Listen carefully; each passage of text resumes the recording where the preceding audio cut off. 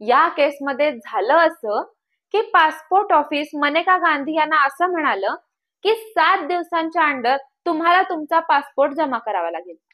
मनेका गांधींनी त्यांना पत्र लिहून असं कळवलं की तुम्ही मला रिझन असाइन करा जेणेकरून मला माझा पासपोर्ट जमा करता येईल.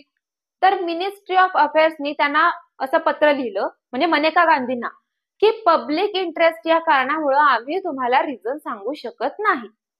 या ऑर्डरला मनेका गांधी यांनी आर्टिकल 21 च्या अंडर चॅलेंज केलं.